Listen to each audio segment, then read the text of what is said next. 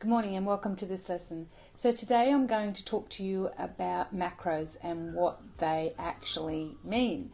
So macros are broken down into three areas, and that's our proteins, our carbohydrates and our fats. So I'm going to first of all talk to you about proteins.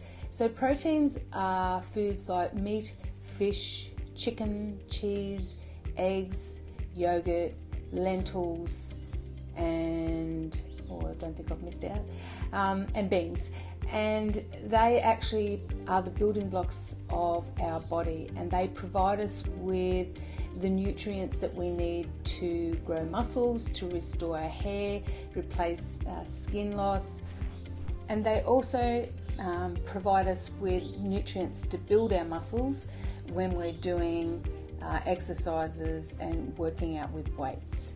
So the next macro I'd like to talk about is carbohydrates. And carbohydrates have been given a pretty bad name of late, but we still need them, and we still need them for energy and for our body to operate at a peak performance.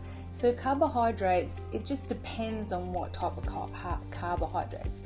So carbohydrates that are nutrient dense like vegetables and fruit are necessary for our health, but carbohydrates that are lacking in nutrients but are high in calories like rice and pasta and cereals and breads are the ones that we need to reduce and stay clear of. And finally, fats. So some people are a little bit afraid of fats, but we actually need them for good brain function.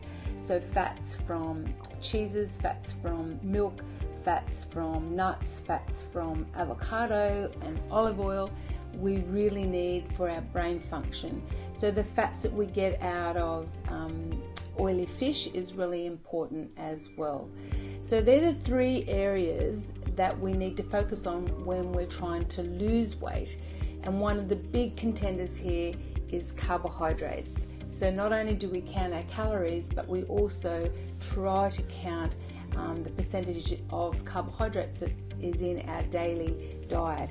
And reducing our carbohydrates is very important to weight loss, and I'll explain why. As hunters and gatherers, a few thousand years ago, we were on the planet, and our only source of food was from proteins, wild ducks, wild animals, and the likes. So when there was an abundance of fruit, say wild berries, we would gorge on these because they were only around when things were really good. And our bodies were designed to respond to this abundance by releasing insulin into the bloodstream to reduce our blood sugar levels because of the high amount of sugar in fruit, and this signaled to the body to store fat. Now, this is a good thing because this was how we survived, because it might be quite some time before we had any kind of fruit like that or wild vegetables that we could eat. So, but today we eat way too much carbohydrates.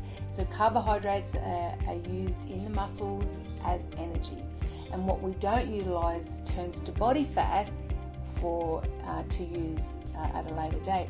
So what you need to understand is that not only do we need to reduce our calories in order to lose body fat, but we need to be very, very picky about the type of carbohydrates that we eat so that we get lots of nutrient-dense carbohydrates into our body that keep us energized, but we don't want the ones that are going to be too many calories. They're going to be stored, a little bit of it's going to be stored in our muscles and the rest is going to be stored on our hips.